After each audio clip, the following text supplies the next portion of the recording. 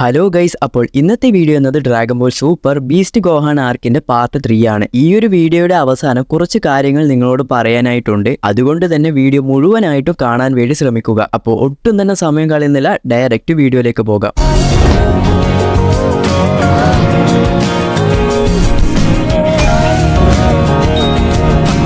അങ്ങനെ നമ്മുടെ ഗോഹാൻ versus Goku എന്ന ഫൈറ്റ് സ്റ്റാർട്ട് ആകുന്നു. ഗോക്കു മാസ്റ്റേർഡ് അൾട്രാ ഇൻസ്റ്റിക്റ്റിലും ഗോഹാൻ ബീസ്റ്റ് ഫോമിലുമാണ് ഉള്ളത്. ഈ ഒരു ഫൈറ്റിൽ ഗോഹാൻ നല്ല രീതിയിൽ അറ്റാക്ക് ചെയ്യുന്നത് പോലെയാണ് ഇവിടെ കാണിച്ചു തന്നിട്ടുള്ളത്. ഇത് കണ്ട് ഗോക്കു പറയുന്നുണ്ട്, നീ നല്ല രീതിയിൽ ഇംപ്രൂവ് ആയി, നിന്റെ പൊട്ടൻഷ്യലും വേറെ ലെവലിലാണ് ഉള്ളത് എന്നൊക്കെ പറയുന്നു. ഈ സമയം ഗോഹാൻ പറയും, ഇതിനൊക്കെ ഞാൻ നന്ദി പറയേണ്ടത് പിക്കലോയോടാണ്. പിക്കലോ കാരണമാണ് ഞാൻ ഈ ഫോമിൽ തന്നെ മാറാൻ കാരണം. പിന്നെ അതിനുശേഷവും നമ്മുടെ ഗോഹാൻ തന്നെയാണ് ഗോക്കുവിനെ നല്ല രീതിയിൽ അറ്റാക്ക് ചെയ്യുന്നത്. അങ്ങനെ ഫൈറ്റിൽ നമ്മുടെ ഗോക്കു കുറച്ചൊന്ന് സീരിയസ് ആകാൻ തുടങ്ങും. നമ്മുടെ ടൂർണമെന്റ് ഓഫ് പവറിലൊക്കെ കണ്ടതുപോലെ ഗോക്കുവിന് വരുന്ന എല്ലാ അറ്റാക്കിൽ നിന്നും ഡോഡ്ജ് ചെയ്യാൻ തുടങ്ങുന്നു. ഒരടി പോലും ഗോക്കുവിന് ഇപ്പോൾ കൊള്ളുന്നില്ല, എല്ലാം ഒഴിഞ്ഞു മാറി നിൽക്കുകയാണ്. അപ്പോൾ തന്നെ നമ്മുടെ ഗോഹാൻ പറയും, ഇതാണോ അൾട്രാ ഇൻസ്റ്റിക്റ്റിന്റെ ശരിയായ പവർ? ഗോക്കു പറയും, അതെ, ഇതാണ് mastered ultra instinct. Body automatic ആയിട്ട് മൂവ് ആവും. എന്നാൽ പിന്നെ ഗോഹാൻ വെറുതെ ഇരിക്കുമോ? ഈ ഒരു ബീസ്റ്റ് ഫോം ഇതിനും മുകളിലുള്ളതാണെന്ന് പറഞ്ഞ് തന്റെ മുഴുവൻ എനർജിയും പുറത്തേക്ക് കൊണ്ടുവരുന്നു. പിന്നീട് ഗോഹാൻ നല്ല രീതിയിൽ അറ്റാക്ക് ചെയ്യുന്നുണ്ടെങ്കിലും ഗോക്കു മാസ്റ്റേർഡ് അൾട്രാ ഇൻസ്റ്റിക്റ്റിലാണ്, അതിൽ നിന്നൊക്കെ എസ്കേപ്പ് ആവുന്നുണ്ട്.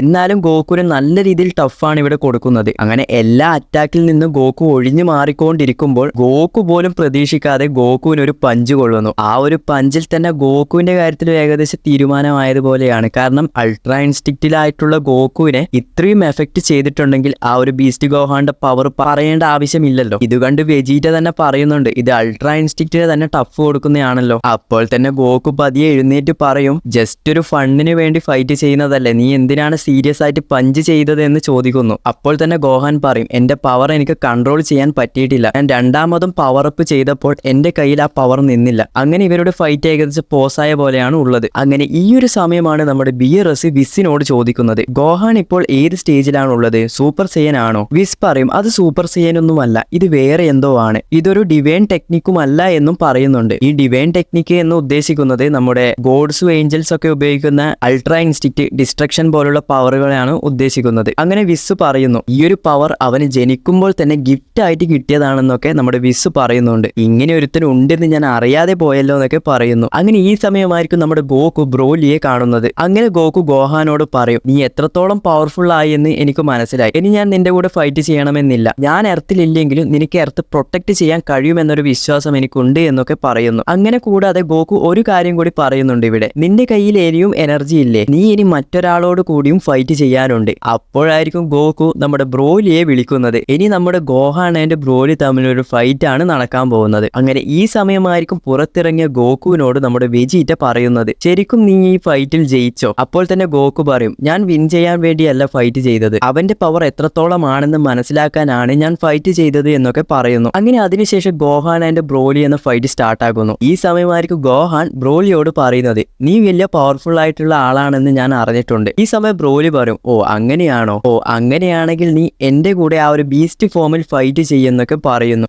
അങ്ങനെ ബീസ്റ്റ് ഫോമിൽ നമ്മുടെ ഗോഹാൻ ബ്രോലിയെ അറ്റാക്ക് ചെയ്യുന്നു. ബ്രോലിക്ക് സത്യം പറഞ്ഞാൽ ഈ ഒരു ഫൈറ്റ് പിടിച്ചു നിൽക്കാൻ പോലും കഴിയുന്നില്ല. അങ്ങനെയാണ് ഈ ഒരു ഫൈറ്റിൽ പതിയെ പതിയെ ബ്രോലി ആ ഒരു സൂപ്പർ സെയൻ ഫോമിലേക്ക് മാറുന്നത്. എന്നാൽ ഇവിടെ ഗോഹാൻ ഒരു കാര്യം എടുത്തു പറയുന്നുണ്ട്, നോർമൽ സൂപ്പർ സെയനിൽ തന്നെ ഇത്രയും പവർ ഉള്ളത് സത്യം പറഞ്ഞാൽ ഗോഹാനെ ഞെട്ടിച്ചിരുന്നു. അങ്ങനെ ഈ സമയം വിസ് പറയുന്നു, ഗോഹാന്റെ ഹെൽപ്പ് കൊണ്ട് അങ്ങനെ ബ്രോലിയും സൂപ്പർ സെയനായി. ഇതിനിടയിലാണ് സത്യം പറഞ്ഞാല് നമ്മളൊക്കെ ഞെട്ടിക്കുന്ന ഒരു കാര്യം വിസ് ബിയറസിനോട് പറയുന്നത്, അടുത്ത ഗോഡ് ഓഫ് ഡിസ്ട്രക്ഷൻ ആയിട്ട് ഗോഹാനെ എടുത്താലോ എന്ന് പറയുന്നുണ്ട്. എന്തൊക്കെ പറഞ്ഞാലും വിസ് ഒരു ഏഞ്ചലാണ്, പുള്ളിക്കാരൻ വെറുതെ ഒന്നും ഇങ്ങനെ പറയുകയില്ല. ഇവിടെ തന്നെ ആ ഒരു ഗോഹാന്റെ പവറും കാര്യങ്ങളൊക്കെ എത്രത്തോളം ഉണ്ടെന്ന് നമുക്ക് ഊഹിക്കാമല്ലോ. അങ്ങനെ അതിനുശേഷം ബിയറസ് പറയുന്നുണ്ട്, അവൻ ഗോഡ് ഓഫ് ഡിസ്ട്രക്ഷൻ ഒന്നും ആയാൽ ശരിയാകില്ല, അവൻ എല്ലാ കാര്യങ്ങളിലും കുറച്ച് സീരിയസ് ആണ്, എന്തായാലും അവൻ ഇതിന് സമ്മതിക്കുകയില്ല എന്ന കാര്യങ്ങളൊക്കെ ഓൾറെഡി ബിയറസിനൊക്കെ അറിയാം. അങ്ങനെ ഇതൊക്കെ കണ്ട് വെജീറ്റ പറയും, നിങ്ങൾ ഫൈറ്റ് ചെയ്തതൊക്കെ മതി, ഞങ്ങൾ എന്തിനാണ് വെറുതെ ഇവിടെ നോക്കി നിൽക്കാനോ എന്നും പറഞ്ഞ് വെജീറ്റ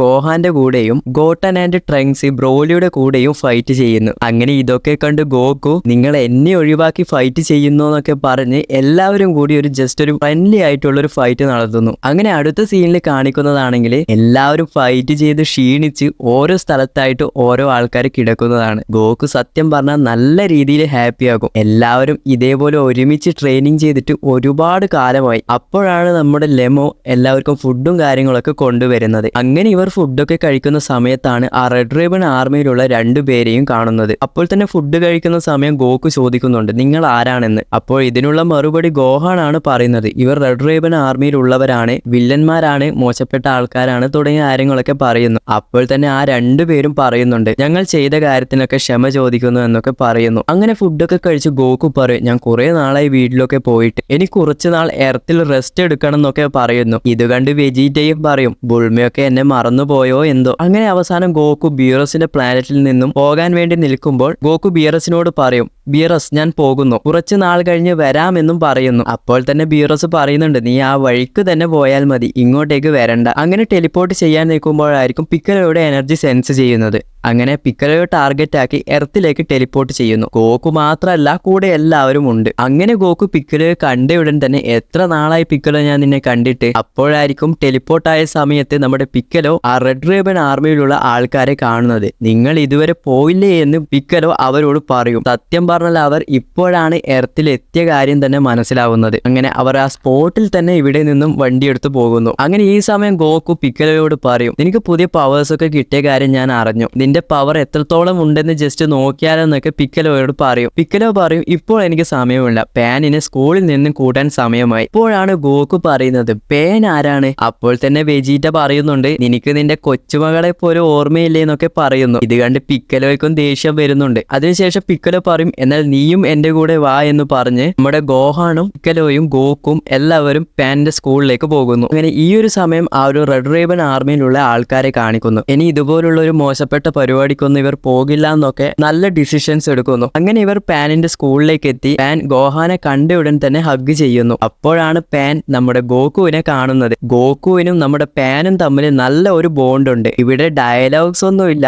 ജസ്റ്റ് ഈ ഒരു സീനിൽ തന്നെ നമുക്കത് എത്രത്തോളം ഉണ്ടെന്ന് മനസ്സിലാക്കാൻ സാധിക്കും. അങ്ങനെ ഗോക്കുവും പാനും തമ്മിൽ ആരാണ് വേഗം വീട്ടിലേക്ക് പോകുന്നത് എന്ന് പറഞ്ഞ് രണ്ടുപേരും റേസ് ഒക്കെ വെക്കുന്നു. ഇതൊക്കെ അത്യാവശ്യം നല്ല അടിപൊളിയായിട്ട് തോന്നി. അങ്ങനെ അവസാനം അവരെല്ലാവരും പോകുന്നതിനിടയിൽ പിക്കലോ ആ ഒരു പാനിന്റെ ടീച്ചറോട് ബൈ പറഞ്ഞ് പോകുന്ന ഈ ഒരു സീനോട് കൂടി ഈ ഒരു പാർട്ട് ഇവിടെ അവസാനിക്കുന്നു. ഈ ഒരു പാർട്ട് ഇറങ്ങി കുറച്ച് നാൾ കഴിഞ്ഞ ഉടൻ തന്നെയാണ് നമ്മുടെ ഡ്രാഗൺ ബോളിന്റെ ക്രിയേറ്റർ ആയിട്ടുള്ള അക്കിറ ടോറിയാമ മരിച്ച വിവരം എല്ലാവരും തന്നെ അറിയുന്നത്. ഇവിടെ എടുത്തു പറയേണ്ട കാര്യം എന്താണെന്ന് വെച്ച് കഴിഞ്ഞാൽ അക്കിറ ടോറിയാമയുടെ ഫേവറേറ്റ് ക്യാരക്ടറാണ് പിക്കലോ. ആ പിക്കലോയെ തന്നെ അവസാനം കാണിച്ചോടുകൂടിയാണ് അവസാനം ഇതൊക്കെ സംഭവിക്കുന്നത്. ഇനി ഡ്രാഗൺ ബോൾ മാങ്ക ഇത് കണ്ടിന്യൂ ആകില്ലേ എന്ന് ചോദിച്ചു കഴിഞ്ഞാൽ നമ്മുടെ ടോയാട്ടോറി ഒഫീഷ്യലായിട്ട് പറഞ്ഞിട്ടുണ്ട് ഡ്രാഗൺ ബോളിന്റെ മാങ്ക ഇനി കണ്ടിന്യൂ ആകുമെന്ന്. എന്തായാലും ഡൈമർ റിലീസ് ആകാൻ പോവുകയാണ്. ആ ഒരു സമയത്ത് ഇതിനെക്കുറിച്ചുള്ള അപ്ഡേറ്റ് തരുമെന്നാണ് ഞാൻ വിചാരിക്കുന്നത്. Dragon ball AF, dragon ball കാക്കുമി, അതുപോലെ ഗോഡ് കില്ലർ വെജീറ്റോ, ഈ ഒരു 3 ഫാൻമെയ്ഡ് മാങ്കയാണ് എനിക്ക് അറിയുന്നത്. അപ്പോൾ അതിന്റെ ഒരു എക്സ്പ്ലനേഷൻ വീഡിയോ നമുക്ക് വൈകാതെ തന്നെ തുടങ്ങാം. ഡ്രാഗൺ ബോൾ കാക്കുമിയാണ് പൊതുവെ എല്ലാവരും കമന്റ് ചെയ്തിട്ടുള്ളത്. അതുകൊണ്ട് അത് തന്നെ ഫസ്റ്റ് സ്റ്റാർട്ട് ചെയ്യാമെന്ന് വിചാരിക്കുന്നു. നിങ്ങൾക്ക് ഇനി ഏത് വീഡിയോസ് ആണ് വേണ്ടത് തുടങ്ങിയ കാര്യങ്ങളൊക്കെ കമന്റ് ചെയ്താൽ നമുക്ക് അതിനനുസരിച്ച് വീഡിയോ ചെയ്യാം. അതുപോലെ തന്നെ ഇത്ര വരെ സപ്പോർട്ട് ചെയ്ത